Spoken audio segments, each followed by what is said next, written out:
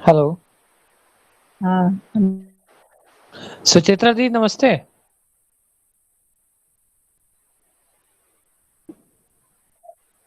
हाँ यस भैया। Hello. Hello. हाँ भैया बोलिए। हाँ दी नमस्ते। हाँ नमस्ते नीरज मैंने कहा भैया। नमस्ते। हाँ जी नमस्ते जी भैया जी नमस्ते। आवाज आ रही होगी ना? जी। हाथ से ज्वाइन कर रहा हूँ मैं भी। जी बहुत बढ़िया भैया, बहुत बढ़िया। जी दी। हाँ बुक वगैरह तो होगी आपके पास ना भैया? नहीं अभी बुक अरेंज नहीं हो पाई है। पीडीएफ देखता हूँ मैं, कल मिल जाएगी हाँ ठीक है। नहीं तो अनीता हाँ दीदी के घर जाके मैं बुक ले आऊंगा मैं। हाँ अंतर अंतर ये घर में मिल जाएगा भैया, उनके पास जी रखा जी हुआ है। जी जी मैं बुक क्या है कि अब बुक रहता है ना तो अच्छा रहता है, उसमें मोबाइल में कल जाके कितना ले आऊंगा पढ़ोगे। मैं। जी भैया जी बहुत अच्छा। परिभाषा संहिता भी रखना भैया साथ में, अगर होगा तो दोनों ही ले लेना क्योंकि आगे तो करना ही है अपने को अध्ययन। तो परिभाषा संहिता हमेशा साथ में रखना। जी जी जी। ठीक है, बढ़िया। तो अपन लोग जो मेथड रखे हैं भैया 5-5 पेज का रखे हैं वैसे तो, रीडिंग का है ना। घर पे हो सके तो 4 बार रीडिंग हो जाना चाहिए, यहाँ तक कोशिश करके 5 पेज का। अच्छा मतलब 4 पेज पढ़ के फिर अपन आज बात करेंगे उस पे, लेकिन 4 पेज का नहीं, मिलते हैं फिर पाँच। बात करते हैं उस हाँ पे। हाँ 5 पेज का रीडिंग जो है उसको 4 बार कर लेना है घर पे। जी। मतलब एक बार पूरा रीडिंग हो गया अच्छा पांच ओके पेज का, ओके। फिर एक बार रीडिंग हो गया 5 पेज का, फिर एक बार, ऐसा हो सके तो पूरा 4 बार हो जाएगा। जी तो उसके बाद ना वो जी फिर पकड़ में आने लगता है चीज। तो अपन जी जी स्कूल टाइम में अपन करते ही थे, फिर थ्योरी लर्न जी। कर, कुछ भी लर्न करना है तो रिपीट रिपीट अपन पढ़ते हैं तो फिर कुछ कुछ के जाने लगता है, माइंड में सेट होने लगता है। तो सही है ये सही प्रोसेस है।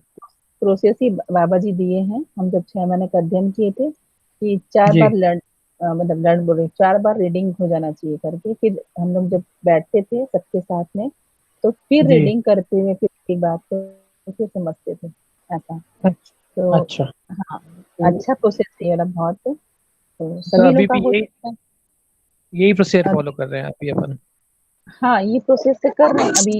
अभी सबसे पता नहीं है सबका कौन का कितना रीडिंग हो जा रहा है। अभी पूछने से पता चलेगा सबकी रीडिंग कैसे चल रही है। पूछ भी सकते हैं। जी। नमस्ते तो दीदी। नमस्ते रेखा बहन जी, कैसे हैं? बहुत अच्छा हूँ, ठीक हूँ। हाँ बढ़िया। तो दीदी आप लोग का सबका रीडिंग चल रहा है बढ़िया, 4 टाइम हो पा रहा है दीदी रीडिंग? हमको बोल रहे हैं चार दीदी। बार हाँ 4 4 बार हो पा रहा है आप लोग का सबका? कभी 3 बार, कभी 4 बार, अच्छा बढ़िया ठीक है। तीन कभी बार भी हो 5 बार रहा हो तो, 2 बार भी हो रहा है तो भी ठीक है, 2 बार भी हो गया मान लो समय का कुछ भी होगा दिक्कत तो 2 बार भी हो गया तो भी ठीक है। आप प्रॉपर बताओ। कई बार अपन बहुत ध्यान से रीड करते हैं ना तो 2 बार भी बहुत सफिशिएंट लगता है कि काफी है ऐसा लगता है। पर 4 बार का कुछ अलग ही महत्व रहता है। तो ठीक है 2 बार भी रीडिंग करते हैं तो बहुत है, आप लोग तो सब लगे रहते हैं घर पे।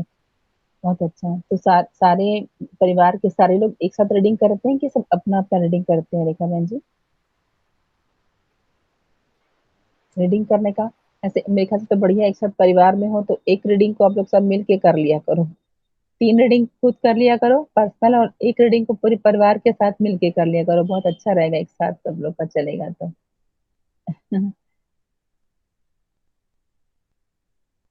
तो ठीक है। इसके बाद कहाँ तक पहुंचे थे? पेज नंबर 38 तक मैंने देखा था मैसेज में। 38 से किसी का क्वेश्चन भी नहीं आया है। 38 से शुरू करते हैं रीडिंग अपन, ठीक रहेगा। और ये भी पूछना था कि ये जो मेथड है जो अपन रखे थे कि रीडिंग वाला मेथड वो तो चलेगा ही। जो क्वेश्चन जो आप लोग पहले जो सेंड करते हैं ना दीदी, सभी लोग जो आप लोग पढ़ रहे होंगे, वो क्या किया करो आप, जैसे 4 रीडिंग हो जाती है ना आप लोग की, 4 रीडिंग में क्या है कि एक एक पेज में कुछ कुछ छोटे छोटे क्वेश्चन निकलते हैं, आप सभी लोग उसको नोट करिए, है ना। और अगर नहीं निकलते हैं ना तो उसमें क्या चीज अच्छी बात लगी वो भी नोट कर सकते हैं हम, उस लाइन में, उस पैराग्राफ में, उस पेज में, है ना। उसको नोट करके आप ना जैसे कभी भी पढ़ना हो ना तो कॉपी पेंसिल पेन लेकर के पढ़ना। पेंसिल लेके पढ़ने से ज्यादा अच्छा मार्क करते बनता है बुक में भी। और परिभाषा संहिता पढ़ने का तरीका है ये। उसके बाद ना आप एक पेज पढ़ते पढ़ते आपको एक वर्ड भी समझ में नहीं आ रहा है, उसको लिखो कि इस पैराग्राफ में मुझे कुछ समझ में नहीं आया, ये भी लिख सकते हैं। और हो सकता है एक आध वर्ड में दिक्कत हो, उस वर्ड को निकाल लें। ठीक है, वर्ड निकालने के बाद भी हो गया, आगे प्रोसेस बढ़ते गया। लगा कि अरे ये पैराग्राफ में तो ये बात कितनी अच्छी कही गई है, उसको नोट कर लें। इस तरह से ना पेज को ना अ, पढ़ें और कुछ निकले भी, कि पढ़ते चले गए ऐसा नहीं, हम पूरे पढ़ते चले गए कुछ नहीं निकला, ऐसा नहीं। तो कुछ निकले भी, नहीं समझ में आया तो तीसरी बार में तो कुछ ना कुछ पक्का निकलेगा। एक बार में कुछ नहीं निकलता, दो बार में कुछ नहीं निकलता, तीसरी बार से निकलना। इसलिए 4 रीडिंग बोले हैं। 4 रीडिंग से समझ में आता है कि मुझे समझ में आ रहा है कि समझ में नहीं आ रहा है, कि मैं पढ़ते चले जा रही हूँ। तो इससे 4 रीडिंग में और अच्छे से क्लियर होता है कि मैं कितना समझे और कितना समझ में नहीं आ रहा है। ये पैराग्राफ तो मेरे को समझ में नहीं आ रहा है, ऐसे भी होता है कई बार। तो उसको आप ध्यान से पढ़ेंगे सभी लोग। और मेरे ख्याल से जैसे मधु दीदी का बहुत क्वेश्चन आ रहा है, बहुत अच्छे से वो कर रही हैं, तो दीदी आप लोग से भी ना एक क्वेश्चन आपस में आना चाहिए। और ऐसे करते हम लोग जब अध्ययन करते थे, 6 महीना का अध्ययन करने बैठे थे, तो आपस में ही हम सब जो समझ समझ गया, जिसको आ गया है, और जो क्वेश्चन निकाल गया है, उनको भी आपस में हम बात करवाते थे कि आपको जो समझ में आया है उसको आप, जो दीदी क्वेश्चन की, आप कोशिश करिए आंसर देने का। तो वो कोशिश करते ना, कोशिश करते करते और लोग का भी खुलने लगता है कि ऐसे हम भी कोशिश कर सकते हैं समझने का। तो बढ़िया, सबका समझने का, रीड करके, जैसे बच्चों को अपन क्लास में करवाते हैं, तो रीड करके मुझे भी समझ में आने लग जाए, इस प्रोसेस को हम सीखते भी जाएंगे। बढ़िया। तो ये अच्छा रहेगा, ऐसे सोच रहे थे। मैं और पूनम जी से बात हुई थी कि हम ऐसा करवाते हैं कि रीडिंग के साथ साथ समझना हो जाए। इसके लिए तो क्या करेंगे अपन, जो दीदी क्वेश्चन जो भी रखेंगे ना, तो एक बार कोशिश करेंगे आप लोग में से कोई आंसर करने की कोशिश करेंगे उसको। तो उसमें अपन तो साथ में है ही है, उसको करने के लिए ऐसा रखते हैं प्रोसेस। तो अभी क्वेश्चन किसी का नहीं आया है, तो 38 नंबर पेज से हम शुरू करते हैं आज रीडिंग। ऐसा करें कि किसी का कोई क्वेश्चन हो तो बता सकते हैं। अभी 38 रीडिंग था ना आज, पे मैंने मधु दीदी ने बताया था मुझे 38 से स्टार्ट है करके। तो 38 से मधु दीदी कहाँ से स्टार्ट है, स्वयं से स्टार्ट है कि प्रचलित पीछे की पेज में जाएंगे 37, वहां से शुरू करना है। 37 में जो पैराग्राफ है ना, हम एक पैराग्राफ कंप्लीट करके ही क्लोज करेंगे। कभी भी रीडिंग क्लोज कैसे करेंगे अपन, कि पैराग्राफ पूरा कंप्लीट फिर क्लोज करेंगे। तो 37 से स्टार्ट कर दें तो प्रचलित से शुरू हो, हाँ दीदी, है ना। 37। हाँ, 37 से ना, लास्ट पैरा से स्टार्ट कर सकते हैं। हाँ हाँ बिल्कुल बिल्कुल।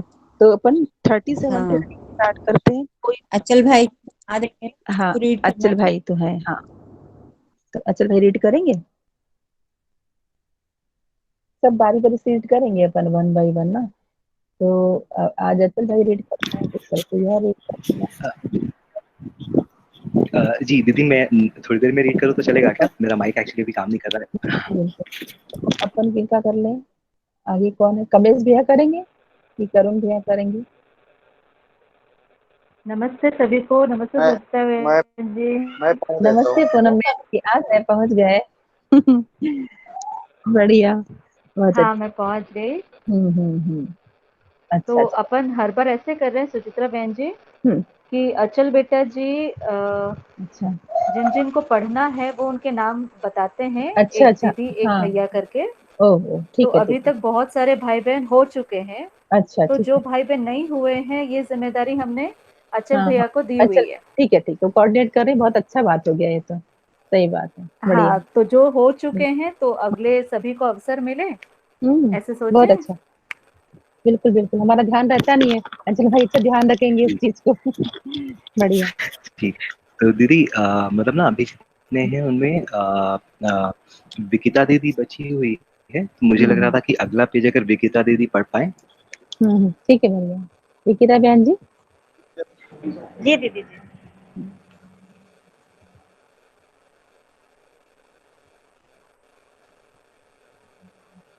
हेलो। हाँ विकिता दीदी, बढ़िया।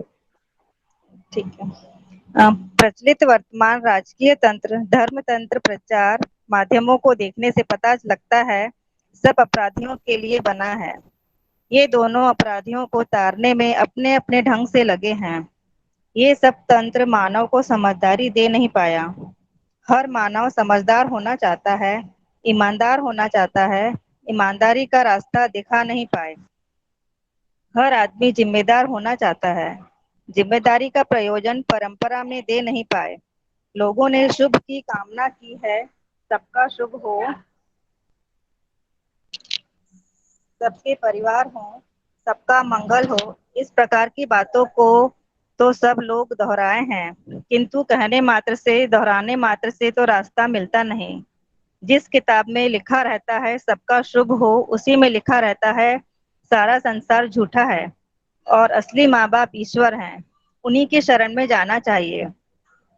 इससे कल्याण हुआ नहीं। असली माँ बाप के पास जाने के बाद मानव पाया नहीं, तब कल्याण कहाँ किसका होगा।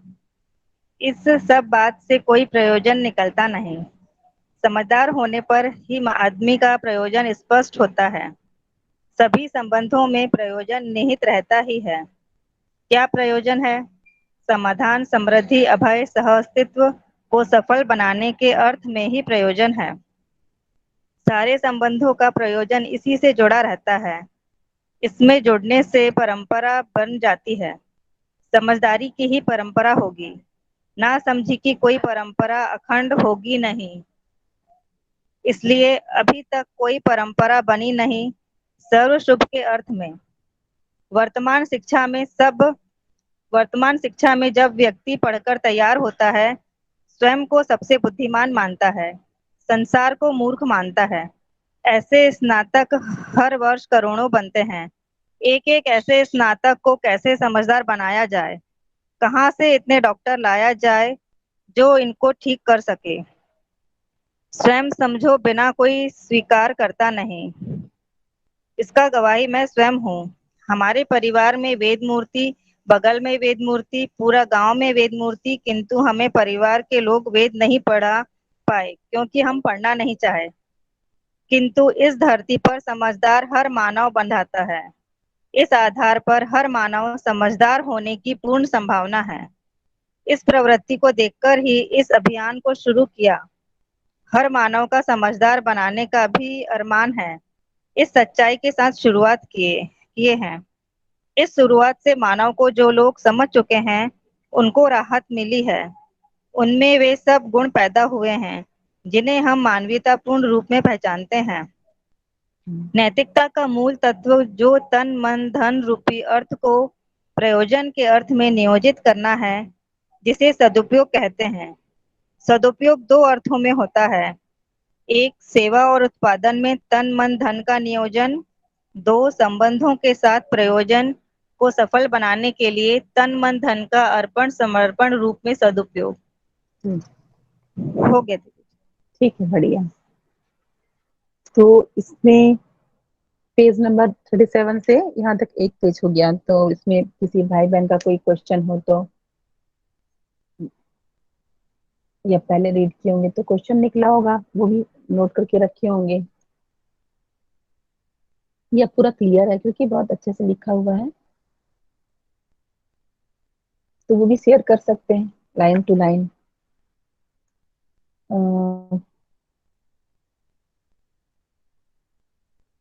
इसके जो पीछे लिखा हुआ प्रचलित वर्तमान राजकीय तंत्र धर्म तंत्र माध्यमों को देखने से पता चलता है कि सब अपराधियों के लिए बना हुआ है। क्या चीज अपराधियों के लिए बना हुआ है?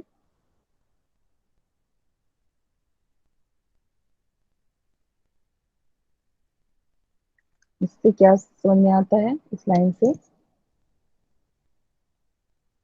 अपन ऐसे भी कर चल सकते हैं, पैराग्राफ पे भी लिख के कर सकते हैं, लेकिन ऐसा अपन समझते हुए चलें कि समझ में क्या आ रहा है तो पकड़ में भी आएगा। तो हाँ बताइए, आप ही में से कोई बता। हाँ दीदी, ऐसा है कि वर्तमान राजकीय तंत्र धर्म तंत्र प्रचार माध्यमों को देखने से पता लगता है कि सब अपराधियों के लिए बना है, क्योंकि जो वो बोल रहे हैं वो दिख नहीं रहा ना। मतलब धर्म गद्दी भी बोलती है हमको कि आप सब चीजें छोड़ दीजिए, और खुद के हर उनके आश्रम, उनका व्यवहार, उनका आचरण, वो सब में वो दिखता नहीं है। तो वो एक बात, और वही सेम चीज राजकीय तंत्र में भी है कि वो अपने आप को बिल्कुल हमारे सेवक बना के, जनता के सेवक बना करके वोट लेते हैं, और आते वो सिर्फ पैसा कमाने के लिए है। और सेम चीज धर्म गद्दी वाले भी यही दिखाते हैं, चमत्कार दिखाते हैं और ये सब करके दिखाते हैं, और उससे आश्वासन नहीं मिलता कि मतलब भक्ति में डेफिनेटली लोग चले जाते हैं आस्था के कारण, पर वो आस्था का दुरुपयोग बहुत किया जाता है धर्म गद्दी में। जिस आस्था से लोग आते हैं एक समाधान पाने के लिए, वो समाधान का न देकर वो उनको अलग चीजों में उलझा देते हैं, और पैसा भी लूट खसूट दोनों में चल रही है, वो दिखती है बिल्कुल साफ स्पष्ट। और हर आदमी समझदार बनना ही चाहता है, ये भी बात सही है। आप मतलब वो छोटे बच्चे भी को भी बोलते हैं हम कि तेरे को समझ में नहीं आ रहा, तो वो भी मतलब गुस्सा करता है कि समझ में कैसे नहीं आ रहा। ठीक बात है। और ईमानदारी भी है ही। ईमानदार होना चाहता ही हर कोई, हाँ, किसी को और सुनना जिम्मेदार स्वीकार होना है। चाहता है, पर जिम्मेदारी हम दे नहीं पा रहे हैं। बात है। हमारी जिम्मेदारी देने में बहुत कमी रह गई। आजकल के जैसे बच्चे सारे पबजी खेल रहे हैं, पूरी जनता पबजी खेल रही है। कहाँ है ये यूथ इतना सारा जो आज काम कर सकता है, और ये जो दोनों हाथों से ये देश को सक्षम बना सकता है? नहीं, वो दोनों हाथों से मोबाइल पे लगा है। तो ये दिख रहा है कि हमारी कमी है, हम बड़े जो प्रौढ़ हो गए हैं, हमारी जिम्मेदारी देने में कमी रह गई है। बस इतना रखना था। बढ़िया। और कोई भाई? हाँ दीदी, मुझे बोलना है। जी। नमस्ते दी। नमस्ते। मुझे लगता है दीदी, जो ये राजकीय तंत्र, धर्म तंत्र जो लिखा है कि माध्यमों को देखने से पता लगता है कि सब अपराधियों के लिए बना है, तो ये जो अभी प्रचलित है राजकीय धर्म या धर्म तंत्र, उसमें कहीं भी समझदारी नहीं है दीदी। भय है या प्रलोभन है या आस्था है कि गलती करके उसको कैसे सुधारना है, लेकिन वो गलती ना हो ये समझदारी कैसे आए, वो उसमें कहीं पर भी नहीं है। इसलिए मुझे भी ये बात तार्किक लगती है कि ये अपराधियों को तारने के लिए ही बना है। ठीक बात है, सही बात है। दीदी, इसमें जोड़ना चाहूंगा मैं हाँ। कि जैसे धर्म है, राजतंत्र है, वहां पे ये कहा गया है जैसे आप ये नहीं करोगे तो आपको ये दंड मिलेगा, ये करोगे तो आपको ये दंड मिलेगा, या ये नहीं करोगे तो पुण्य नहीं मिलेगा, आपको ये करोगे तो ये पाप मिलेगा। मतलब सब तरह दंड का विधान है। कहीं ये नहीं बताया कि अगर आप ये कर दोगे आपको ये पुरस्कार मिलेगा, कहीं लिखा नहीं है, या किसी ने प्रोत्साहित नहीं किया है इसके लिए कि आप ये अच्छा काम करो तो आपको एक पुरस्कार दिया जाएगा, ऐसा नहीं होता। लेकिन दंड के लिए सारे विधान दिए हैं सभी जगह। समझ में आता है इससे। बहुत बढ़िया। बढ़िया, बहुत ही बढ़िया। सोचिए, गलती को गलती से रोकने की प्रथा है ही है राजकीय तंत्र में। बहुत सुंदर। और वो भी मैं रखना चाहती हूँ कि हर ग्रंथ में लिखा ही है, मतलब भज गोविंदम तो शुरुआत ही ऐसी होती है कि मूढ़ मते। तो मूढ़ मते मतलब कि इंसान की बुद्धि मूढ़ है, मतलब वो मूर्ख है, तो वो सेंटेंस ही वहां से शुरू होता है। ठीक है। तो मतलब इट इज वेरी सैड कि हम सब अगर मूढ़ हैं तो फिर हम कर क्या रहे हैं धरती पर।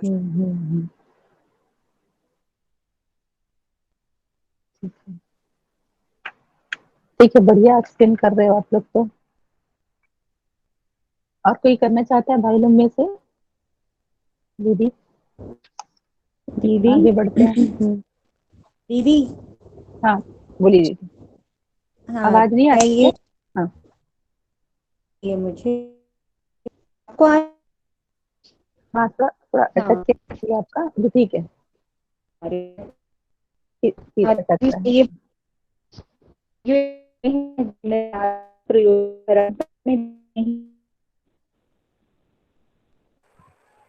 हाँ, सभी लोग ऐसे रखेंगे ना तो एक आंसर पकड़ में सबको आएगा, क्योंकि सब अलग अलग एंगल से समझते हैं चीजों को। ये पकड़ में आता है, सब अलग अलग एंगल से समझते हैं, तो एक हो जाएगा सबका समझ। थोड़ा सी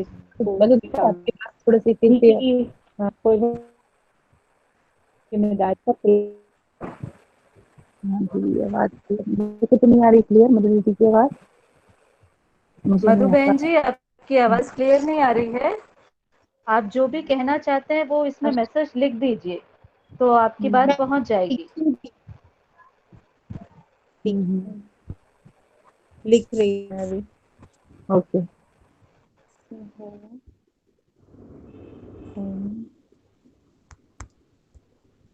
ठीक है, तब तक और भी कोई बात रख सकते हैं इस पे?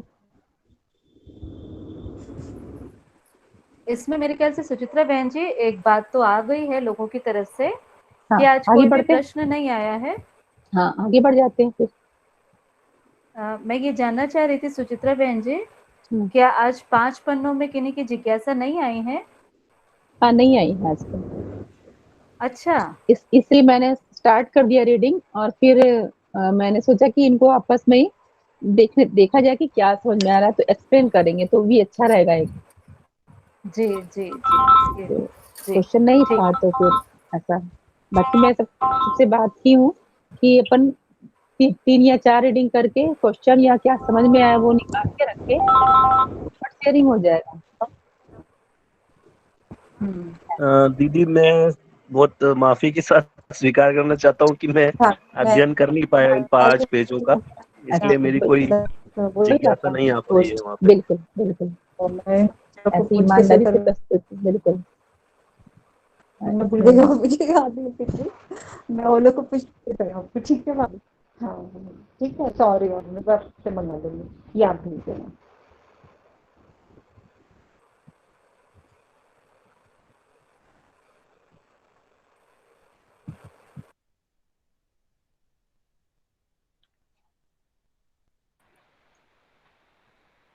ठीक है भैया। मधु दीदी ने क्वेश्चन तो लिखा है, देखती हूँ। जिम्मेदारी का प्रयोजन। हाँ, मधु दीदी ने क्वेश्चन दिया है यहाँ पे कि इसमें लिखा है कि ईमानदार हर आदमी होना चाहता है, पर ईमानदारी का रास्ता नहीं दिखा उन्हें, है ना। और हर आदमी जिम्मेदार होना चाहता है, पर जिम्मेदारी का प्रयोजन परंपरा में दे नहीं पाए। क्यों नहीं दे पाए? क्योंकि परंपरा में ऐसा है ही नहीं कि सभी लोग कैसा काम कर रहे हैं वो देख ही रहे हो आप। तो परंपरा में ऐसा प्रयोजन ही नहीं कोई दे नहीं पाया कि जिम्मेदार किस प्रयोजन से हुआ जाए।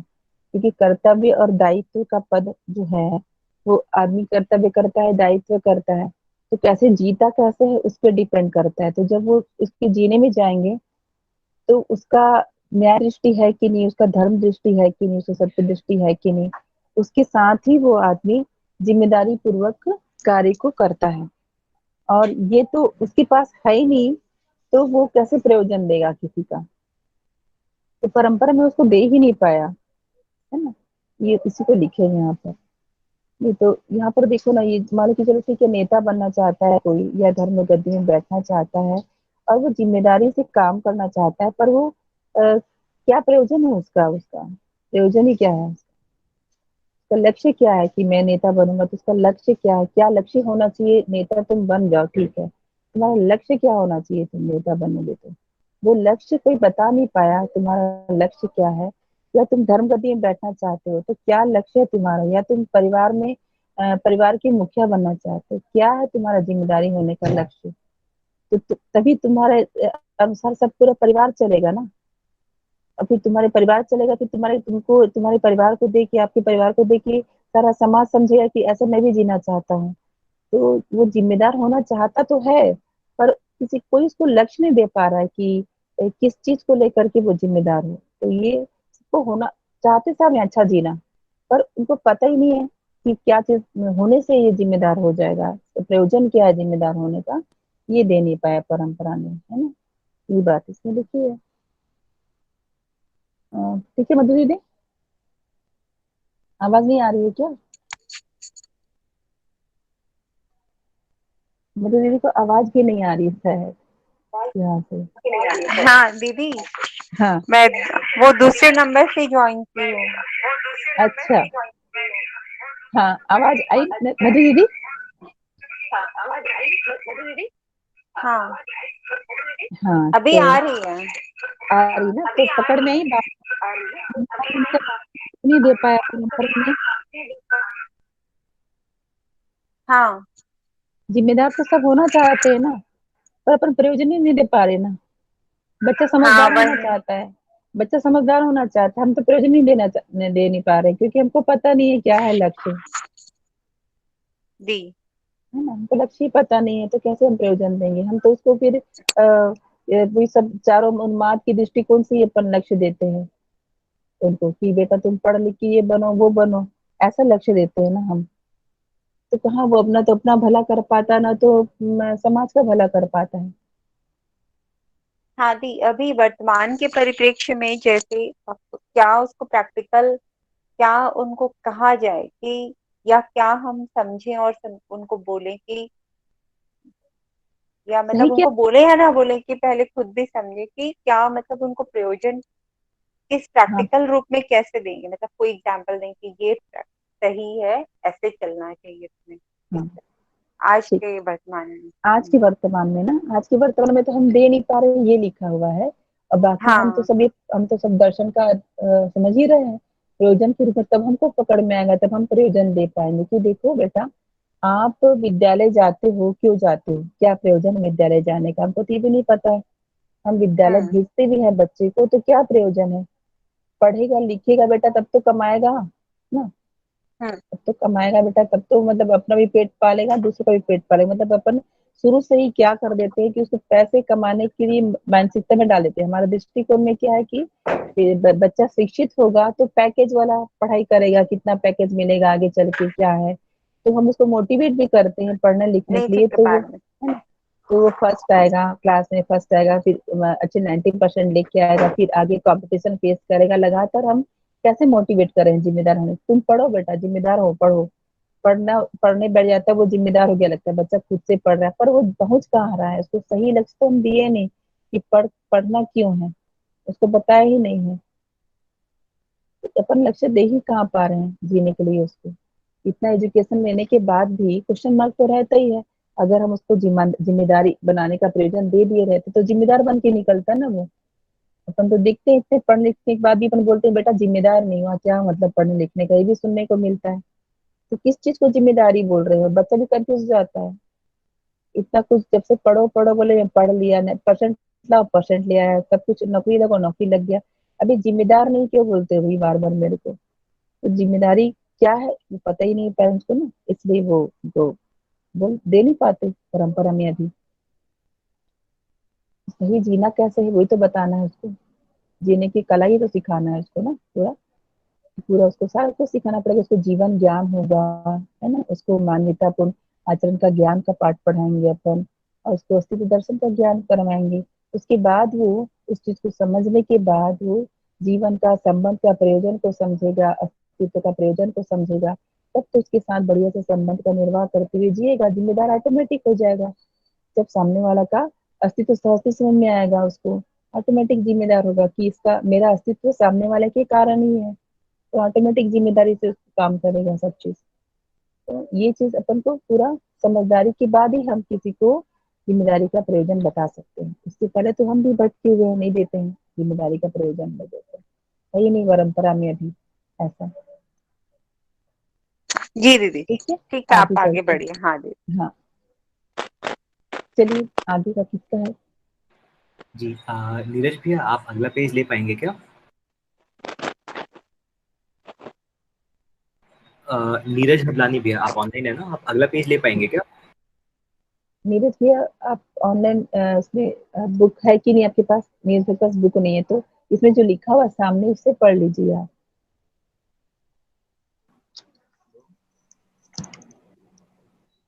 हेलो। हाँ भैया आप सामने इसमें स्क्रीन में है, आप उससे भी रीड कर सकते हैं। हेलो, सवाल था दीदी। हाँ नीरज भैया। हेलो जी, मेरा वो जो ईयरफोन है उसका माइक में थोड़ा सा इशू है आज। अच्छा। अच्छा, कोई बात नहीं भैया, चलिए तो अगला प्रश्न मैं ले लेता हूँ, अगला पेज मैं ले लेता हूँ। जी। जिसका सदुपयोग किया उसका सुरक्षा हो गया, जिसके लिए हम सदुपयोग किया अर्थ का, उसका सुरक्षा हुआ। यही हमारा सदुपयोग और सुरक्षा का अर्थ है। समाधान के लिए, समृद्धि के लिए, वर्तमान में विश्वास पूर्वक व्यवस्था के लिए, सह अस्तित्व के लिए तन मन धन रूपी अर्थ को नियोजित करने से उसका सुरक्षा हुआ। फलस्वरूप हमारे धन का सदुपयोग हुआ। सदुपयोग हुए बिना सुरक्षा और सुरक्षा के बिना सदुपयोग होगा नहीं। सुरक्षा सदुपयोग सदा सदा के लिए शुभ होता है। सद प्रवृत्तियों में हमारे तन मन धन को नियोजित करने की आवश्यकता बनी रहती है, हमारे जागृति के अर्थ में है। सह अस्तित्व में कोई समझदार इकाई हो सकती है तो वह मानव ही है। मानव जीवन और शरीर के संयुक्त रूप में प्रमाणित है। मानव शरीर की वंश परंपरा है। जीवन सह अस्तित्व सहज रूप में जीवन गठन पूर्ण परमाणु के रूप में विद्यमान है। इसमें मानव का कोई योगदान नहीं है। शरीर में मानव परंपरा का योगदान है, यही व्यवस्था है। जीवन और शरीर के संयोग की आवश्यकता केवल जीवन अपनी जागृति को प्रमाणित करने के अर्थ में ही है और जीव शरीरों में समझदारी प्रमाणित करने की व्यवस्था नहीं है। इसलिए मानव संस्कार अनुषंगीय इकाई के रूप में समझ में आता है। अस्तित्व में मानव को छोड़कर तीनों अवस्थाएं परस्पर पूरक हैं। मानव भी पूरक होने की आवश्यकता हो गई है। पूरकता के रूप में ही मानव का व्यवस्था में जीना बन पाता है। यह व्यक्तिवाद भोगवाद के आधार पर कभी नहीं बन पाता है।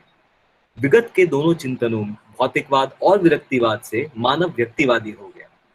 भौतिकवादी विधि से व्यक्ति भोगवादी होता है, फलस्वरूप व्यक्तिवादी होता है। विरक्तिवादी तो व्यक्तिवादी होता ही है। इस प्रकार ये दोनों विचार से समाज बनने का सूत्र निकला नहीं, बल्कि समाज विरोधी होना ही हुआ।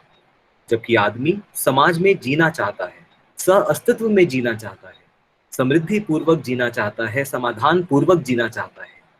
तीनों विचारों सह अस्तित्व, समृद्धि और समाधान प्रयोजनों को पूरा करना मानव की जिम्मेदारी है।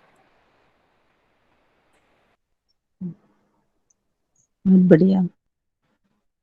तो इस पे अपन देखे पहला पैराग्राफ जहाँ से है, जिसका सदुपयोग किया उसका सुरक्षा हो गया, है ना। तो इस बात को कोई एक्सप्लेन करेगा? जिसका सदुपयोग किया उसका सुरक्षा हो गया।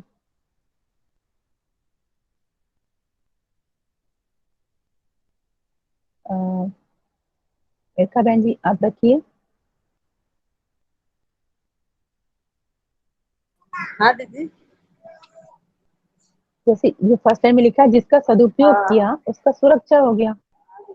इसकी क्या अर्थ जाता है दीदी? जैसे कोई भी चीज रहा, उसका अगर हम लोग दुरुपयोग करते हैं तो उसका सुरक्षा नहीं हो पाता है। जैसे पैसा का रहे चाहे कोई वस्तु का रहे, उसका सदुपयोग नहीं करते, उसका अगर दुरुपयोग करते हैं तो सुरक्षा नहीं हो पाता है। और जिसका हम सदुपयोग करते हैं, जिसका हम सदुपयोग करते हैं। आवाज आ रही है आवाज दीदी? हाँ अभी थोड़ी आ रही, थोड़ी कम आ रही थी लेकिन ठीक है आ रही है। बोले जिसका अगर हम लोग सदुपयोग करेंगे तो उसका सुरक्षा होगा। जैसे और जिसका दुरुपयोग करेंगे किसी वस्तु का चाहे पैसा का, तो उसका सुरक्षा नहीं होता है। जैसे पैसा का दुरुपयोग हम लोग कर देते हैं तो फिर आगे जाके उसका सुरक्षा नहीं होता है और परेशानी आ जाती है। और जिसका सदुपयोग करते हैं अगर कोई चीज का, तो उसका सुरक्षा अपने आप हो जाता है। तो दोनों चीज जुड़ा हुआ है इसमें। तो इसकी सुरक्षा, हाँ एक दूसरे के पूरक समझ में आता है ना। तो सदुपयोग करते हैं तो सुरक्षा अपने आप हो जाता है, और सुरक्षा करते हैं तो सदुपयोग हो जाता है। दोनों एक दूसरे का पूरक है, अविभाज्य है दोनों। ठीक बात है। और कोई? हाँ बढ़िया दीदी, और कोई कोशिश करेंगे? इसमें संबंध का भी आएगा। हाँ ठीक है दीदी। थोड़ा व्यंग रूप में बोलना चाहती हूँ। एक मिनट थोड़ा सा व्यंग करना चाहती हूँ कि पॉलिटिशियंस अपने आप को सदुपयोगी मानते हैं तो खूब सुरक्षा लेते हैं, और भोजन अन्न जो रॉ अन्न है उसको बाहर सड़ने के लिए दे देते हैं। ठीक बात है। जी दीदी, मैं जोड़ सकते हैं। समझा था कि जैसे कि सदुपयोग का एक अर्थ जो परिभाषा संहिता में था कि समाज गति में नियोजन। हाँ जी, तो उसी से मैं इसको कनेक्ट कर पा रहा था कि सुरक्षा जो है मतलब समाज गति में ही जो चीज लगेगी, क्योंकि देखें तो ये शरीर जो है वो अल्टीमेटली नश्वर ही है। और मतलब अगर जीवन अमर है तो वो बार बार शरीर लेगा, और वो शरीर लेगा तो समाज में ही लेगा। हम्म, कितनी ही कोशिश कर लें कि हम कितना ही संग्रह कर लें या जो भी कर लें, तो उससे, क्योंकि अगली बार शरीर यात्रा कहाँ होगी और नहीं होगी उसका कुछ पता नहीं, तो व्यावहारिक रूप में भी अगर देखें तो मतलब सुरक्षा तभी हो पाएगी जब हम उसको समाज की गति में लगा पाए और ऐसा कर पाए कि समाज में अगली बार जब भी जैसा भी हो, मतलब पूरा का पूरा समाज ही एक तरह से मतलब विकास की तरफ गति करे, तो तभी सुरक्षा संभव है, नहीं तो सुरक्षा हो ही नहीं सकती। ठीक, बढ़िया, बहुत बढ़िया, ठीक बात है। अभी समझ सकते हैं, बहुत सुंदर समझा आपने भी, बहुत सुंदर समझे हैं। ये तो बहुत सुंदर परिभाषा के साथ अगर लेकर बैठेंगे तो बहुत अच्छे से और क्लियर होता है। जिसका सदुपयोग किया गया उसका सुरक्षा हो गया, जिसके लिए हम सदुपयोग किए अर्थ का उसका भी सुरक्षा हुआ। जैसे इसको समझ सकते हो, अभी तो रख देती हूँ, बाकी तो आप सब रखिए कि जैसे खेत में लेकर के देखे ना, तो अगर हम खेत का अपन क्या करते हैं कि खेत में अपना ऑर्गेनिक खेती करते हैं अगर, है ना, कि हमको समाज अपने लिए उगाना सोचते हैं, पर उपयोगिता खेत में उगाते हैं वो ऑटोमेटिक समाज के लिए भी जाता है और सबसे अधिक होता है ये फसल। तो हम ऑर्गेनिक खेती करते हैं तो जमीन का सदुपयोग के अर्थ में हम उसको उपयोग कर रहे हैं, ऑर्गेनिक खाद डाल रहे हैं, गोबर खाद डाल रहे हैं, तो उसकी सुरक्षा उसकी वैसी हो गई खेत की। अब उससे जो फसल आया तो हमारे लिए तो है ही उपयोगी, वो समाज गति के लिए भी उपयोगी हो गया वो। तो ये जमीन भी सुरक्षित रहा, जमीन को हमने घायल नहीं किया, केमिकल डाल के मृत नहीं किया, वो भी सुरक्षित हो गया और वो समाज गति के भी उपयोगी हो गया। जिससे तो जिसके लिए हम सदुपयोग किए थे, जिसके लिए उसका भी क्या हो गया, सुरक्षा हो गया। तो अगर इसको समाज गति में देते हैं तो वो जो ऑर्गेनिक फसल जो जाएगा बाहर उसके लिए भी सुरक्षित हो गया, वो उसको भी नुकसान नहीं पहुंचा। तो इसको देख सकते हैं जो सुरक्षा है। और कुछ डालना चाहते हैं?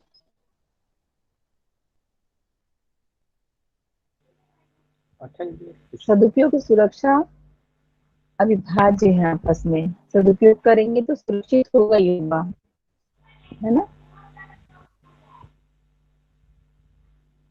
दीदी एक पूछना था ठीक है। जी, जैसे इसमें ऊपर आगे वाला लाइन है, तन मन धन का अर्पण समर्पण रूप में सदुपयोग हो गया, तन बना रूप में सदुपयोग।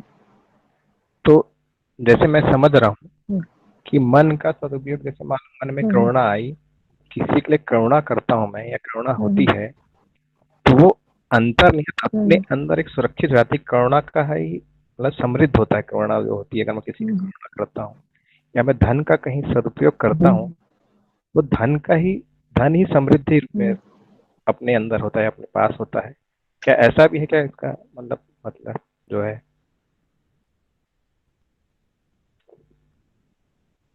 ठीक से थोड़ा सा क्लियर नहीं आया, मतलब और एक बार बता दीजिए। जैसे मन में मान लो मैं करुणा किसी के प्रति आती है, मतलब किसी के लिए करुणा आती है, मैं करुणा उपयोग करता हूँ, करुणा रखता हूँ, तो मेरे अंदर की करुणा बढ़ती है। और मैं जैसे मान लो किसी धन से कुछ सदुपयोग करता हूँ तो मेरे पास भी धन बढ़ता ही है, कम नहीं होता, समृद्धि होती ही है। तो मतलब सुरक्षित हो गया, मेरे पास और बढ़ गया, ऐसा मतलब समझ में आ रहा है मुझे। वो ऐसा है क्या? इसमें ना मूल में जाना पड़ेगा कि जो करुणा जो बोल रहे हैं ना, करुणा का थोड़ा डेफिनेशन डिफरेंट है अपना अपना आप जो संवेदनशीलता के पार्ट को लगता है मुझे, तो संवेदनशीलता ये आवाज क्लियर नहीं आ रहा है।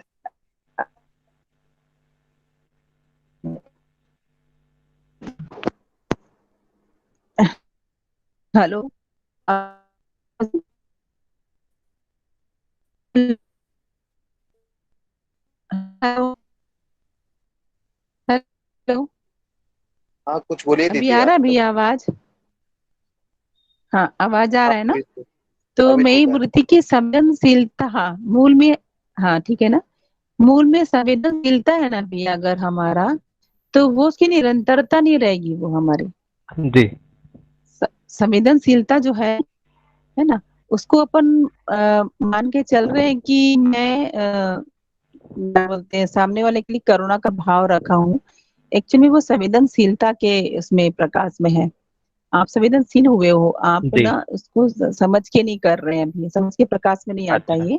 तो जी। अपन को लगता है कि ठीक हो गया, सुरक्षा हो गया, ऐसा लगता है। फिर बाद में कुछ दिन बाद हम हमारी संवेदनशीलता खत्म हो जाती है, संवेदनशील रहते हैं उन्हीं के प्रति, ये भी हाँ। होता है। जी। कुछ ऐसा होता है ना, तो हमको कोई भी चीज को समझना है तो निरंतरता के प्रकाश में ही समझना है। तो मेन जो बोल रहे हैं ये जो कि मन का स्वरूप कैसा होना चाहिए, तो अपनों को मन का स्वरूप जो होगा ना भैया, वो जीवन ज्ञान, अस्तित्व दर्शन ज्ञान और मानवीयतापूर्ण आचरण ज्ञान से संपन्न मानसिकता जो होगी जिसकी, जी। वो तीनों मानसिकता से संपन्न कोई व्यक्ति होगा, वही किसी का मन का समझ सकता है, किसी के मन को, है ना, और अपनी मन की सुरक्षा कर सकता है। उससे कम में किसी की ना तो अपने मन की सुरक्षा कर पाएगा, ना किसी और के मन की सुरक्षा कर पाएगा, वो नहीं अपने जी। मन का सदुपयोग कर पाएगा, ना किसी और का, है ना। तो ये पूरी अपने को ठीक से मन के बारे में तीनों ज्ञान का पूरा होना ही मन का सदुपयोग कर पाए, तभी वो। अभी जी। हम मन का सदुपयोग नहीं कर पाते, अपने मन को तो हम बहुत ख्याल करते हैं, तभी हम भावनात्मक रूप से कोई काम कर जाते हैं और फिर इनको रिटर्न में ऐसा मिलता नहीं, तो वही मन अच्छा करने के बाद भी घायल होता है, बहुत बुरी तरह घायल होता है ना। तो ये क्या हो गया, सुरक्षित होना चाहिए था ना, हमने तो सदुपयोग किया था, सुरक्षित होना चाहिए था, क्यों नहीं हुआ जी। सुरक्षित? तो ये इसलिए नहीं हो पाया कि हमको ठीक से पूरा पूरा ज्ञान नहीं हुआ, जीवन ज्ञान भी नहीं हुआ, अति दर्शन ज्ञान भी हुआ। उसके पहले हम जो करते ना भैया, तो संवेदनशीलता के अर्थ में करते हैं, और हम सोचते हैं हमने बहुत अच्छा काम किया, है ना, बहुत अच्छा, हाँ, सुरक्षा किया, बहुत अच्छा सदुपयोग किया। तो सदुपयोग सुरक्षा बहुत गहरी चीज है, उसको अच्छे से समझना पड़ेगा पूरा, तब जाके वो हम तरीके से सदुपयोग कर पाएंगे। अभी सदुपयोग मतलब अच्छा उपयोग, ऐसा कुछ अपन लोकल भाषा में लेते हैं, है ना। यहाँ पर समाज गति में नियोजन मतलब नियम पूर्वक उसको योजना बनाना पड़ता है। नियम पूर्वक योजना तभी बना पाएंगे जब हम समझदार होंगे। जी। समझदार होकर हम जो भी काम करेंगे ना, तो गलती होगी नहीं, कभी भी रिटर्न आपको गलत नहीं मिलेगा। आप भला करोगे ना, कई बार ऐसा होता है मैं तो भला किया, मैं तो धन का भी सदुपयोग किया, ये लगाया वो लगाया, कभी कभी ठीक है आपको रिटर्न में मिल गया तो आप सोचे कि हाँ बढ़िया, सुरक्षित हो गया, बढ़ गया। लेकिन कभी कभी एकदम लॉस भी हो जाता है, फिर अपन सोचेंगे अरे क्या गड़बड़ हो गया। तो कहीं ना कहीं पूरा समझना बाकी है। तो जी। पूरा जी। समझना मतलब संज्ञानशीलता के प्रकाश में चलना है हाँ। ये। ठीक है, ठीक है, आगे बढ़ते हैं फिर। हाँ दीदी, इसमें ये भी जोड़ हाँ। सकते हैं क्या, जैसे अगर शिक्षा को, जैसे अगर हम लक्ष्य अभी ऐसे बनता है, पता नहीं क्या, मतलब जितना जा समझ पा रही हूँ कि शिक्षा को व्यापार मुक्त करना चाहिए या होना चाहिए, या कुछ योगदान ऐसा समाज में लोग जागरूक हो और शिक्षा व्यापार मुक्त हो जाए, ऐसी कामना में अपन आगे अगर सदुपयोग, तन मन धन का अर्पण करके सदुपयोग करते हैं, तो इसमें आगे गहराई में देखे तो वो जो परंपरा बनेगी अभयता की, विश्वास की, ये इसकी सुरक्षा हो जाती है। आगे जो आज स्ट्रगल हम लोग देख रहे हैं, झेल रहे हैं, जो तकलीफें दिख रही है समाज में, वो आगे के पीढ़ियों को समाज में ऐसा नहीं, मतलब वो सुरक्षित होते हैं। ऐसा भी कुछ है क्या इसके, अगर अभी सही आज के परिप्रेक्ष्य में सही सदुपयोग जो दिखता है, ऐसे लगता है कि यही सदुपयोग है धन लगाने से, तन मन धन, है ना, मतलब हाँ, अगर पूरे मन से, ईमानदारी से, जितना मतलब जितना जिससे हो पाए, जिस तरह से भी कर पाए इंसान, लेकिन लक्ष्य अगर ये रहता है कि समाज में शिक्षा में उसका सदुपयोग हो, शिक्षा में हम लोग वो इम्प्रूवमेंट कर सके। बहुत सारे मानव जाति ये काम कर ही रहे हैं, अपन देखते ही कहीं भी, जैसे कि हम जब विद्यालय ओपन किए थे हो ही तो रहा अपन है, विद्यालय, हाँ, उन्हीं से तो प्रेरणा मिलती है दी, यही सब देखकर ही प्रेरणा मिलती है। हाँ, कई लोग को देख के लगता है कितना अच्छा काम कर रहे हैं, अपन गदगद हो ही जाते हैं, है ना। हाँ। तो हम भी विद्यालय में, अपन जब विद्यालय ओपन करने के लिए सोचे थे, अभिभावक विद्यालय, तो अपन इधर उधर बाहर के सब विद्यालय को देखने भी गए थे। तो मैं बता रही हूँ कि तो अपन पुराना एक विद्यालय गए थे, पुणे में अपन विद्यालय गए थे, पुणे बहुत सारे विद्यालय अपन घूमे, है ना, सब जितने भी जा पाए थे गए थे। तो वहां पर मैंने देखा एक बाल विकास करके एक बड़ा सा विद्यालय चलता है, वहां पे बच्चों को आफ्टर स्कूल वहां पे करवाते हैं गतिविधियां। तो वहां पे मैं देखी लेडीज लोग जो हैं पुणे में वैसे भी एजुकेशन में बहुत काम होता है और बहुत समर्पित टीचर्स होते हैं वहाँ पे, ईमानदार टीचर होते हैं और डिवोटी मतलब काफी लोग। तो मैं देखी वो सब जितनी लेडीज थी ना काफी एज एज की हो गई थी सभी, और सभी लोग बच्चों के लिए बहुत काम कर रहे हैं, पैसा भी लगा रहे हैं और समय भी लगा रहे हैं, तन मन धन पूरा समर्पित है ना, पूरा एकदम डूब गए हैं करने के लिए शिक्षा पे। और बच्चे को हर तरह का एक्टिविटीज देना, ये देना, पूरे टाइम लगे रहते हैं, पर फिर भी उनके फेस में ना तृप्ति नहीं दिखती थी। वो क्वेश्चन मार्क क्योंकि ही वो फेस में दिख रहा, निराशा निराशा सा दिख रहा है, क्वेश्चन मार्क दिख रहा है। तो क्या चीज ऐसे छूट गया कि वो ऐसा दिख रहा ये है? वो तो ये उनको समझ तो का अभाव जो अभी हाँ ये अभी जो मानवतापूर्ण आचरण और इसका जो अब हाँ उसके बिना कर रहे हैं ना वो उसके बिना कर रहे हैं, वो मतलब बिना ये समझ के कर रहे हैं। हाँ ये ये मेन इम्पोर्टेंट है। चीज जो मैंने अभी बताया, हाँ कि उसमें एक प्रकाश में कर रहे सारा चीज। ज्ञान से तो तभी तीनों ज्ञान होना चाहिए, जीवन ज्ञान, दर्शन ज्ञान, नेता प्रसरण ज्ञान। इसका जब तक पूरा ज्ञान नहीं होगा तब तक तृप्ति है ही नहीं।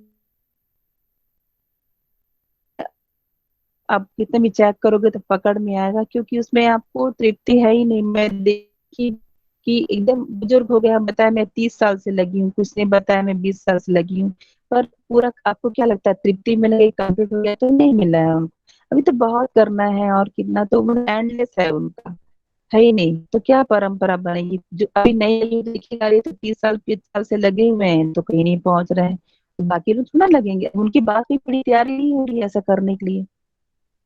ये तो और पीढ़ी दिखना चाहिए ना उनकी बात की, मैं अब आप दीदी आपकी बात मैं जिम्मेदारी देने वाली हूँ, कोई नहीं दिख रहा है। तो वो फिर परंपरा कहाँ बनने को दिखा मेरे को? तो वही 2-4 दीदियां दिखी बस, उसके बाद सब पीढ़ी तैयार हो रहा है, नया कोई दिख ही नहीं रहा। वैसे समर्पित भाव से कोई करेगा भी नहीं, उनका तो चलो एक पीढ़ी निकल गया। तो ये सब चीज है इसमें।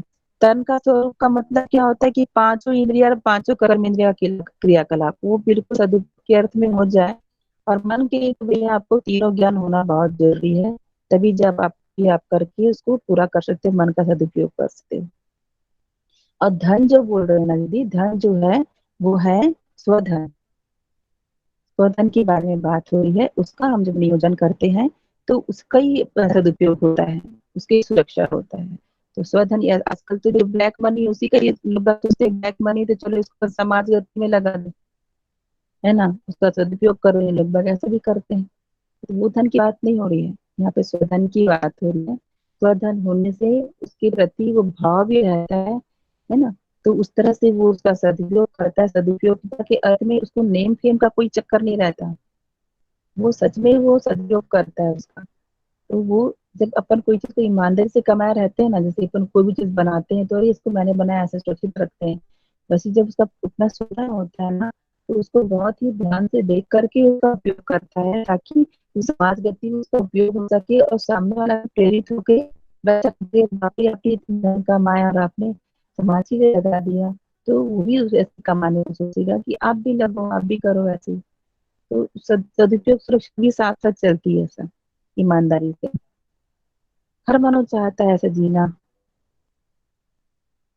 तो सुरक्षा सदुपयोग सदा सदा के लिए शुभ ही होता है। फिर इसमें सद प्रवृत्तियों में हमारे तन मन धन को नियोजित करने की आवश्यकता बनी रहती है, और हमारे जागृति की अर्थ सारा काम हर काम जो है ना मन धन का, वो जागृति के अर्थ में लगेगा और नहीं लगेगा।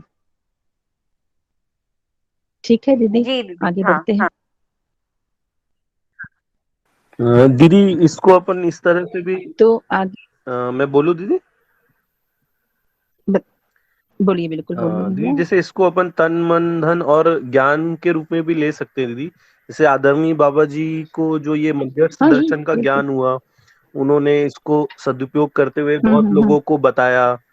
तो आज आदरणीय बाबा जी के बाद भी ये ज्ञान सुरक्षित है आप लोगों में, और ये धीरे धीरे इसका फैलाव बिल्कुल हो रहा है और बिल्कुल। लोगों को इससे जागृति हो रही है। तो ये बिल्कुल ठीक, ये बिल्कुल भी सही। सुरक्षित हुआ ना दीदी, ज्ञान भी? बहुत बहुत बढ़िया, ऐसी ऐसी है भैया, सेम सही समझे बिल्कुल। जी दीदी, वो उसकी परंपरा बन रही है ना, अब उसकी परंपरा परंपरा बनने बनती की है उसमें चल सदुपयोग रहा की। है। अब धीरे से अब हम सब, जैसे कि कोई ऐसे दिया है, कोई आदमी तन मन धन लगा के जिया है, तभी तो हमको प्रेरणा मिली और हम उतर पड़े हैं ऐसी बनने के लिए। जी हमारे उतरने से हाँ अगर हमारे बाद की पीढ़ी वो भी जी अपने को तैयार हो जाएगी। तो ये जैसे सुरक्षा भी बाबा जी होते अगर जा उसका रहा है और सदुपयोग भी सदुपयोग होते नहीं जा रहा है करते साथ। या हाँ किसी को नहीं बताते तो शायद ये कहीं सुरक्षित ही नहीं हो पाती, ये मध्यस्थ दर्शन जो जीवन विद्या जो ज्ञान है ये। हाँ बिल्कुल बिल्कुल। जी जो बाबा जी ना, आपको मैं क्या बताऊं, बाबा जी तो इतने उदार उदार थे कि वो तो जो वैद्य का जो थोड़ा बहुत करते भी थे बाबा जी। कभी ऐसे नहीं कि मैं इतना का दवाई दिया हूं, इतना का पैसा लाओ, ऐसे कभी वो उनके मानसिकता में कभी नहीं रहा। कभी वो सिर्फ उनके मन में सिर्फ इलाज करना ही रहता था और दूसरा कुछ भाव रहता ही नहीं था। वो तो बस अपना बता देते थे। बाकी तो मैं देखी हूँ कि हर किसी को कभी भी पैसे के बारे में बताया नहीं बाबा जी। और मैं तो देखी हूँ बाबा जी जैसे कभी रखते ही थे, संग्रह वाला प्रवृत्ति देखी नहीं। एक दिन जब अपन विद्यालय के बारे में शेयर करने के लिए बाबा जी के पास गए थे कि बाबा जी कैसे चल रहा है, पूछते थे बड़ा के। तो हम लोग शेयर किए बहुत अच्छा चल रहा है बाबा जी, बहुत अच्छा लग रहा है, मैं से बात कर रहे हैं, ऐसा रिजल्ट मिल रहा है। तो बाबा जी भी बहुत खुश हुए कि चलो अब सबका मन लग गया विद्यालय में। तो फिर उसी समय ज्योति पूरे बाबा जी के बुक का ही काम करते हैं, प्रिंटिंग करवाना, डिस्ट्रीब्यूट करना। तो वो दीदी आई, बोली जी 1 लाख जमा हुआ है, तब सारा बुक का 1 लाख। तो वही तुरंत बोली ये 1 लाख इनको दे दो। अम्बा को बुलाए, अम्बा दीदी को, अम्बे दीदी को बुलाते हैं उनको और बोले अम्बा दीदी को कि ये 1 लाख विद्यालय को दो, बच्चों को खीर खिलाएंगे रोज। तो ऐसा मतलब मतलब वो पैसे को चलो रखो, ऐसा मतलब कि जो है उनकी मतलब उदारता उनको पैसों से कोई मायने नहीं है। वो पता ही है वो। ऐसे नहीं कि बुक का जो है रेट, मतलब बुक की जितनी रेट का खर्च वही पैसे इसमें वो पैसे करने का बात भी नहीं था उसमें, जबकि लेकिन बाबा जी वो तुरंत आया, ये आवाज तुरंत क्लियर नहीं दे आ दी, रहा उसको है। पैसा है उसको दी। दीदी हाँ आवाज क्लियर नहीं है। तो तो बिल्कुल नहीं गया क्या? हेलो, बहुत देर से आवाज क्लियर नहीं आ रहा है। ऐसा होता है। अरे मैं जी, हेलो, हाँ नहीं आ सुचित्रा रहा बहन जी। दीदी। बहुत देर से आवाज नहीं आ रहा था, मैं भी सुन नहीं हाँ पड़ी। वो काफी सॉरी कट भैया, रहा मधु था। दीदी का मैसेज है। हाँ, ओहो। पर आप में से कोई बता तो देना था मुझे। कुछ आप कुछ लोग की आवाज तो मुझे कुछ कुछ पहुंच रही है। कुछ कुछ समझ में आ रहा था बात, समझ में आ रहा था बात, इसीलिए ध्यान से ठीक सुन रहे थे। ठीक बात है। अच्छा ठीक है, आप लोग कितने आधा भी सुन के समझ लेते हो, यह बहुत अच्छी बात है। ये तो है, कनेक्शन देखो कितना अच्छा। ठीक है। हाँ तो भी दीदी बात अब क्लियर आ अच्छा रही लग मैं है। रहा ये है, बोल रही थी। बाबा का बात अच्छा हाँ लग रहा हाँ था सुनने में। ये हाँ। लगे डिस्टर्ब नहीं करे करके। तो बाबा जी का मैं देखी, कभी रखने की प्रवृत्ति दिखी नहीं, ये देने देने की प्रवृत्ति दिखती थी बाबा जी की। तो वो बता रही हूँ, तो वो चीज क्या देख के ना सीखने को दीदी मिलता है। तो हाँ दीदी अम्बा दीदी का बोलिए। अभी अभी कुछ दिन पहले का है ये एपिसोड। मैं ना साल भर पहले अम्बा दीदी को दिखाई थी यहाँ छोटी में। अच्छा। वो नाड़ी से बताते हैं ना, तो इसके लिए तो हाँ वो एकदम अच्छा हाँ। सेम मतलब उनको दिखा के फिर मैं जब बोली ना, बोली नहीं नहीं पहले आप ये लीजिए दवाई और ठीक हो जाए, उसके बाद उन्होंने बताया ही नहीं हम्म, अमाउंट मुझे। मतलब मैं ही कभी नहीं। किसी और तरह से जबरदस्ती कैसे भी करो, लेकिन दीदी ने तो बताया भी नहीं। बोला पहले आप दवाई लीजिए, बताओ बस ना एक ही बात, कितना और अच्छा। खुद ही हाँ उन्होंने रेडी करके दे दिया। फिर जैसे मैंने बताओ। दूसरी बार कुछ पूछना था और कॉल की, तुरंत उन्होंने उठाया इतनी विनम्रता से। मैं सोची कि इतनी बिजी होंगे, इतने लोग हैं, लेकिन मतलब बहुत अच्छा एक्सपीरियंस था। मैं क्या बताऊं, मेरे मुझे ठीक फिर भी क्या हुआ होता सब है कि सब। दीदी, हाँ ठीक भी होता है और भाव भी पहुंचता है। और ऐसा जो उनका जो आचरण को देख के हमको भी वैसे ही बनने की इच्छा होती है, नहीं बताओ, उनको बोल भी नहीं जाएगा जैसे बनो, हाँ मतलब कभी ऐसा आटो तो ना बनती समाज है, में दिखता ही नहीं है। दिखता ही नहीं। ऐसा तो मतलब वैसे ही मैं कहीं भी कुछ, बनूं हाँ ऐसे सोच बिल्कुल। कल्पना ही नहीं आती है हम लोग के, तो मन में कल्पना भी नहीं कल्पना आती कि नहीं है, ऐसे हाँ। होते भी होंगे। क्योंकि हाँ आज दिखता तक नहीं, अब तो जैसे ही जिससे दिखते हैं भी ऐसे पाला जीते पड़ा हुए। है ऐसा। हाँ पर ऐसा दिखते हैं तो कितना अच्छा लगता है और मल्टीप्लाई होने का बहुत मन करता बहुत है ना। अच्छा। जी दीदी, ये बस सबसे वही बात है इंस्पिरेशन मिलता दीदी, है क्योंकि एक्चुअली। कि बात समझ आई नहीं आई, बिल्कुल लेकिन ये बिल्कुल। चीज ये विश्वास जमता है, इंस्पिरेशन मिलता है कि नहीं इसमें है कुछ। ठीक ठीक बात है। दी आगे बढ़ हाँ, सकते है हैं तो आप। बहुत कुछ बाबा जी तो। बिल्कुल बिल्कुल। तो आगे का रीडिंग में किसी को कुछ और भी है तो देख लेते हैं। और किसी को इसलिए ना 4 रीडिंग करके कम से कम 2 रीडिंग कर लीजिए आप लोग बढ़िया से ध्यान से घर पे। तो 4 रीडिंग अगर भारी लग रहा है, क्या वो 4 रीडिंग के कारण कोई बैठता नहीं है। पर अपन रीडिंग एक रीडिंग भी तो करके बैठे, तो क्या है कि ठीक से गति बनती है, क्वेश्चन निकल के आते हैं, है ना। ये तो एक ही लाइन में डिस्कस करेंगे, अपना 1 घंटे का समय रखे हम लोग तो उसको देख करके और किसी को भाई को बहन को आगे का जो है कुछ प्रॉब्लम है तो कल भी रख सकते हो। लेकिन अभी देख लीजिए क्योंकि टाइम भी अगर हो रहा है, आप लोग क्या सोचते हो, टाइम बढ़ाना है कि 9 तक ठीक है। बहुत सब काम ही रहता है आगे, बहुत वैसे इजी है। अब पढ़ के देख लीजिए किसी को है भाई लोग में बहन लोग में कोई क्वेश्चन, एक बार ऐसे सरसरी निगाहों से देख लो आप लोग।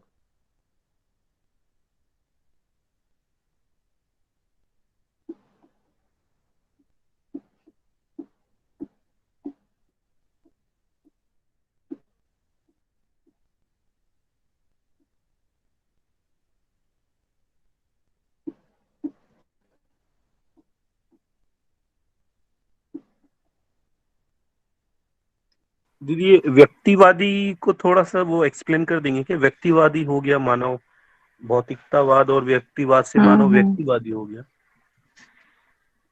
हाँ दीदी वो क्वेश्चन ठीक मेरा बात है। था दीदी। व्यक्तिवादी,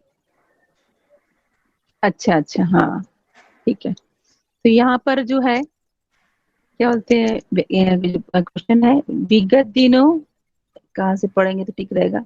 मानव भी पूरक होने के, देखो अपन देखते हैं अस्तित्व में तो हर जो 3 इकाइयां तो जो है पदार्थावस्था, प्राणावस्था, जीवावस्था, इसको हम आपस में परस्पर पूरक होते हुए देखे हैं, है ना। वो अभी भी अपन देख के सोच के देख ही सकते हैं कि कैसे मिट्टी प्राणावस्था की पूरक है, कैसे जीवावस्था की पूरक है प्राणावस्था, है ना। कैसे तीनों एक दूसरे के पूरक हैं, ये भी अपन को समझ में आता है। तो मानव में अगर देखते हैं तो मानव में क्या चीज छूट गया है, तो मानव तो लेने वाली प्रवृत्ति तो बहुत दिख रही है, पर देने वाली प्रवृत्ति अंश मात्र भी नहीं दिख रहा है, बहुत ही कम मात्रा में समझो। तो इसके कारण क्या है कि उसमें जो है अभी बहुत सारे प्रश्न चिन्ह खड़े होकर दिए मानव ने कि इसको हम कैसे पूरक बना लें। अभी तो यही क्वेश्चन है कि ये भी पूरक हो जाए तो मानव तो वापस आ जाए। तो अभी इसमें है कि यहाँ पर पूरकता के रूप में ही मानव का व्यवस्था में जीना बन पाता है। अभी नहीं जी पा रहा है ना मानव, यह व्यक्तिवाद भोगवाद के आधार पर कभी नहीं बन पाता। और तो विगत के दोनों चिंतनों, 2 चिंतन थे अपन, भौतिकवाद और विरक्तिवाद। तो भौतिकवाद भी और विरक्तिवाद भी, भौतिकवाद में वस्तु केंद्रित हो गया, विरक्तिवाद में क्या किया, परिवार को छोड़ दिया, भौतिकवाद में सांसारिक हो गया, और इसमें क्या संसार को छोड़ दिया। तो छोड़ दिया मतलब वो अकेला ही हो गया ना, वो तो समाज को पूरा छोड़ दिया, नकार दिया। किसके चक्कर में नकार दिया, सबको मूर्ख बोल दिया और अपना ज्ञानी होने के लिए चल पड़ा विरक्तिवादी। ठीक है। और जो भौतिकवाद है वो अपने धन में ऐसा लिप्त हो गया, और जो धनवान हो गया वो भी व्यक्तिवादी हो गया कि मैं अलग चीज हो गया हूँ, है ना, मैं इस तरह से। तो वो दोनों ही अलग अलग अपना अपना ग्रुप, मतलब ग्रुपिज्म होता है ना ऐसा, कि व्यक्ति मतलब एक व्यक्ति नहीं, वो अपनी सोच जैसे और लोगों को भी पैदा कर दिया, वो सब अपने अकेले अकेले हो गए और बाकी सबको नकार दिया वो, जबकि अस्तित्व ही सह-अस्तित्व ही अपन पढ़ते हैं। तो व्यक्तिवादिता में अस्तित्व सह अस्तित्व बिल्कुल नहीं दिखाई देता, सह अस्तित्व विरोधी है ये व्यक्तिवादिता। तो व्यक्तिवादिता में फिर कैसे, मैं तो क्लास में जैसे बच्चों को करवाती हूँ कि कोई बच्चा अगर ज्यादा अच्छा आंसर दे दिया तो वो बाकी बच्चों को वो ऐसा देखता है कि जिसको बहुत मूर्ख बैठे आजू बाजू सब, तो मैं ही टीचर का फेवरेट हूँ और मैं स्पेशल हूँ, बस वो सब मुझे ही देखें और मुझे ही क्लैपिंग करें। तो क्यों क्लैपिंग करेंगे, 2 दिन तो करेंगे, तीसरे दिन तो कोई क्लैपिंग ही नहीं करेगा। तो क्लैपिंग करवाने के लिए तुम भाई लोग को देखते हो, क्लैपिंग मेरा करते नहीं, क्यों करेंगे क्लैपिंग आपका वो, जब तक आप पूरक नहीं होगे। पूरक होते ही वो क्लैपिंग ऑटोमेटिक आपको मिलेगी ना। तो पूरक होते हैं नहीं और क्लैपिंग की उम्मीद करते हैं, नहीं है। जैसे कि आदमी पहाड़ में चढ़ता है, सोचता है पहाड़ में चढ़ जाऊंगा तो मैं बढ़िया सबसे फेमस हो जाऊंगा। अब पहाड़ में चढ़ चढ़ तो गया, अब उसको चढ़ने के बाद बताने के लिए उतरना ही पड़ेगा ना नीचे, कि मैं चढ़ गया हूँ पहाड़ में, किसको बताएंगे, नीचे आके तो बताना ही पड़ेगा, तो उसको धरती में उतरना ही पड़ेगा। तो व्यक्तिवादिता में कभी वो प्रमाणित नहीं होने वाला। तो वही बोल रहे हैं कि अकेले हो जाते हो, अकेले होना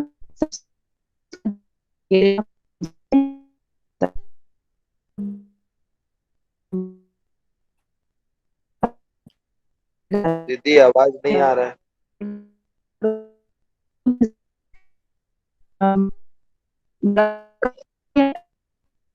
दीदी आवाज नहीं आ रहा है।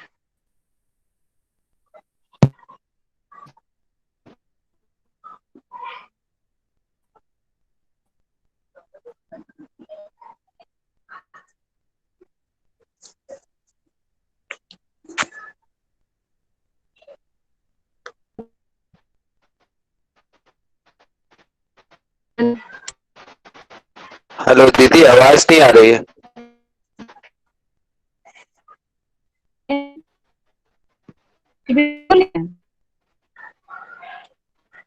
नहीं आ रही है दीदी आवाज।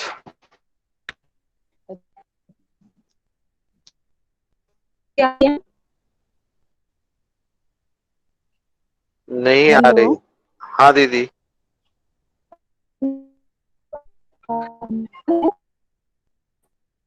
नहीं आ रहा दीदी आवाज। बिल्कुल नहीं आ रहा है। तो बहुत पसंद आ रहा है। अभी से बिल्कुल आवाज सुनाई दिया और जो शब्द बोला उसके आगे पीछे कुछ सुनाई नहीं दिया है। अच्छा अच्छा, अभी बिल्कुल भैया, अभी आई? हाँ अभी आई। अच्छा ठीक है। अभी आ रही है। तो व्यक्तिवादिता के बारे में आप ही क्वेश्चन किए थे ना, अभी आ रही है ना? तो व्यक्तिवादिता मतलब अपने विचार के साथ वो, हाँ हाँ हाँ भैया। मैंने किया था दीदी क्वेश्चन में। हेलो, अच्छा अच्छा, तो आवाज आ रही है ना हाँ अभी? अभी आ रही है दीदी। ठीक है। तो हाँ, तो ये जो भौतिकवादी और विरक्तिवादी से व्यक्ति क्या जैसे मानव विचार आया कि मुझे ये संसार बेकार लग रहा है, ये मेरा विचार है ना, मेरा विचार है, मैं उस विचार से चलिए पहाड़ की ओर। ये व्यक्ति अकेला हो गया ना अपने अपने विचारों के साथ।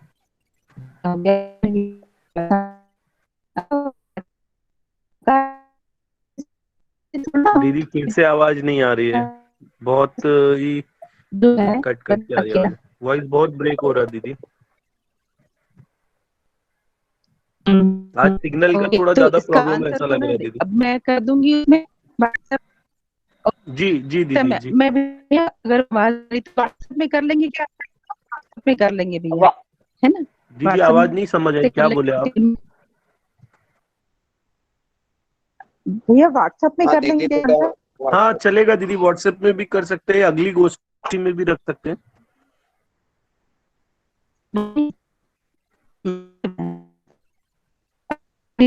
सकते हैं क्या? ठीक। थैंक यू सो मच दीदी, थैंक यू।